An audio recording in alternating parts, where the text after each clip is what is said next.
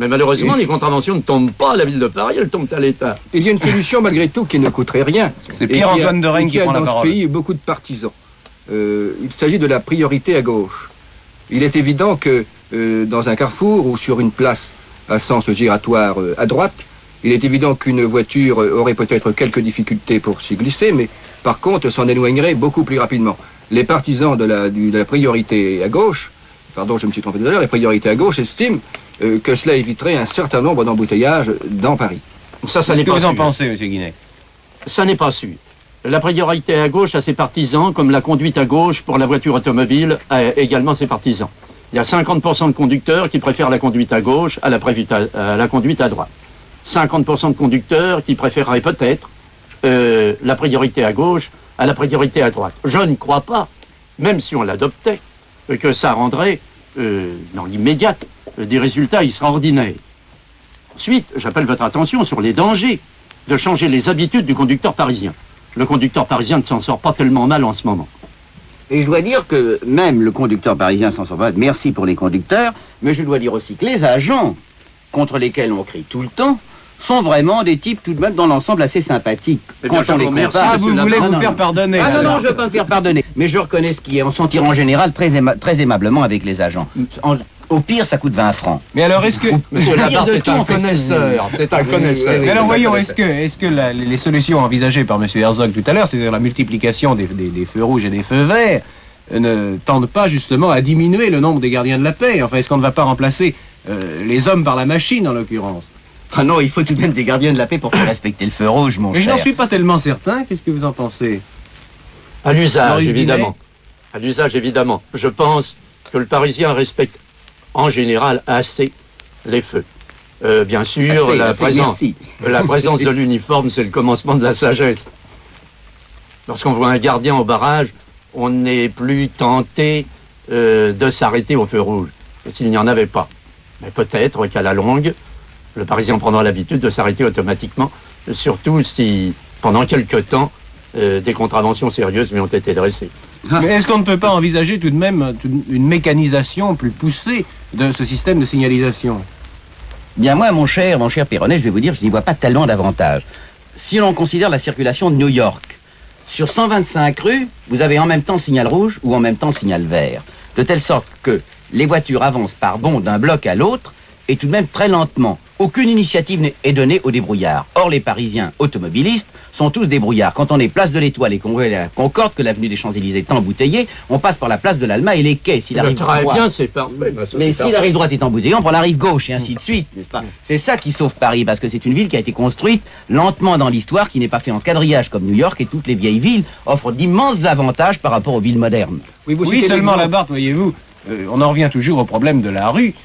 Paris, évidemment, a été construite à différentes époques, et au fur et à mesure que l'on avançait dans le temps, les voies s'élargissaient. Seulement, nous arrivons tout de même à une époque où les voies, quelles qu'elles soient, arrivent tout de même à être trop étroites, et où il se pose le problème de savoir s'il ne faut pas, d'une manière ou d'une autre, dépasser le système de la rue, c'est-à-dire passer dessus ou passer autre part. Moi, je vais vous proposer qu'on circule, puisque les toits de Paris sont à peu près au même niveau, qu'on fasse dériver une partie de la circulation, peut-être une partie des piétons, une partie des cyclistes, sur les toits de Paris, les immeubles étant reliés par des petits ponts en plastique.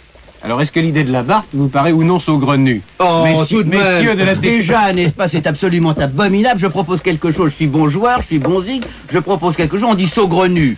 N'est-ce pas, c'est bien ça l'esprit conservateur de la radiodiffusion française, hein? Oh, il est méchant. Voyons les spécialistes. Monsieur Gibel, qu'en pensez-vous? Eh bien, je pense qu'un problème se posera peut-être assez rapidement. C'est celui des terrains d'atterrissage pour hélicoptères, qui deviendront peut-être un moyen pratique de liaison de tous les aéroports, surtout si Paris devient, comme nous le souhaitons tous, un aéroport mondial. Terrains qui devront assurer une liaison rapide entre ces aéroports et le centre de la capitale. Les hommes d'affaires pressés ne pourront pas admettre de passer un temps précieux entre l'aéroport et leur centre d'affaires. d'Air France. Ça, vous devez faire très plaisir à Labarthe en lui parlant d'hélicoptère. Ah oui, mais d'ailleurs, c'est une solution qui est envisagée, je crois, dans un proche avenir. Il faut tout de même que l'esplanade des Invalides soit aménagée, qu'un certain nombre de grandes baies de Paris, n'est-ce pas, soient transformées en terrain d'atterrissage d'hélicoptères, et qu'on fasse de l'hélitaxi dans Paris. Mais je crois bien me souvenir que un certain Blériot a atterri sur la terrasse des Galeries Lafayette. Oui. Et qu'il a eu des imitateurs. Non, c'était Védrine. C'est Védrine. Mais moi, Oui, je mais voudrais, il l'a fait en monsieur cassant Gibel, du bois. je voudrais, monsieur Gibel, si vous le permettez, vous poser une autre question. Il y a un certain nombre de théories urbanistiques qui ont, je crois, Le Corbusier à leur origine, et d'après lesquelles il faudrait absolument libérer le sol en construisant tous les immeubles nouveaux, bien sûr, en les construisant au premier étage, en les construisant sur pilotis. Ainsi, il n'y a plus de rues, ou plutôt il n'y a que des rues, comme l'on voudra.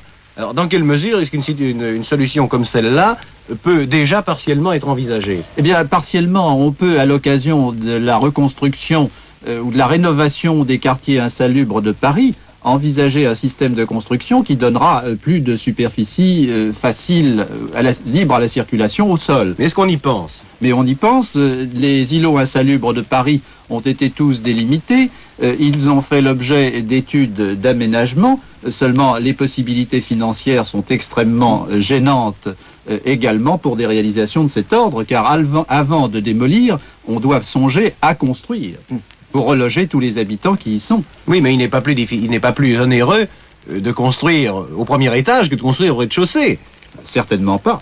La cave à vin, alors. Oui, mais ça va décongestionner la circulation dans une dizaine d'années. Il n'en reste pas moins vrai que nous sommes en panne de 1949 à 1959 au minimum. Dans une dizaine d'années, vous êtes très optimiste, parce que je crois qu'il faut en moyenne 50 ou 100 ans pour élargir une rue, pour transformer le plan d'alignement d'une rue. Alors, les solutions de l'avenir, finalement, car enfin, c'est bien à celle-là qu'il faut venir, c'est bien nos solutions révolutionnaires. Il est bien évident qu'on ne va pas démolir Paris, pour des tas de raisons historiques. Je n'ai pas besoin d'expliquer. Bien entendu, mental. Il va falloir construire autre chose, par conséquent, envisager autre chose, car une ville dont certains quartiers, comme le quartier des Halles, dont vous parliez tout à l'heure, remontent à Henri IV, ne peut certainement pas remplir les fonctions que l'on demande à une ville moderne. Par conséquent, il faut envisager quelque chose. Surtout avec les surplus américains dans la rue Aubry-de-Boucher, par exemple. Nous avons envisagé les toits, nous avons envisagé les voies souterraines, et naturellement, le remplacement partiel de la circulation automobile par la circulation aérienne, et notamment par les hélicoptères. Est-ce qu'il y a une voie générale dans laquelle on s'oriente, ou est-ce que toutes ces solutions vont être envisagées en même temps? Alors, je ne sais pas. Quelles sont vos idées? Il est bien certain que sur un plan général, on doit tendre à une décongestion de certains quartiers de Paris, peut-être en déplaçant partiellement des centres d'activité qui appellent de la circulation. Je pense en particulier à la concentration entre les collines de Montmartre et de Belleville et de Ménilmontant de deux gares très importantes, et également de toutes les voies de pénétration de la banlieue nord et de la banlieue nord-est. Il est bien certain que si dans un lointain avenir on pouvait envisager un dégagement partiel de ce Talweg, on supprimerait de ce fait une des causes de la congestion de la circulation dans ce secteur. C'est Pierre Gibel qui vient de parler. Et les toits, car ne croyez pas là-bas que je n'envisage pas l'idée comme parfaitement réalisable. Elle est certainement moins chère que la construction de voies souterraines. Qu'est-ce que vous feriez passer sur les toits, les automobiles ou les piétons? Peut-être les automobiles, parce que véritablement ce sont eux qui ont le plus de facilité pour monter les étages, par des rampes inclinées. Et les cyclistes auraient beaucoup moins de mal, ils circuleraient dans les rues avec les piétons. On y gagnerait beaucoup, on pourrait même faire des boutiques aériennes, on entrerait dans les immeubles par le toit, ce qui n'est pas du tout révolutionnaire et ce qui est parfaitement une chose que l'on peut faire. En tout cas, je ne pense pas qu'une solution soit la solution définitive. Je pense qu'on pourra aménager Paris en préservant le côté esthétique de la grande ville, de la capitale française, uniquement en ajoutant des solutions qui apporteront toute une amélioration. Et on ne fait pas tout d'un coup par un coup de baguette magique, on apportera une petite solution, une autre solution, et on arrivera certainement à rendre Paris une ville moins embouteillée.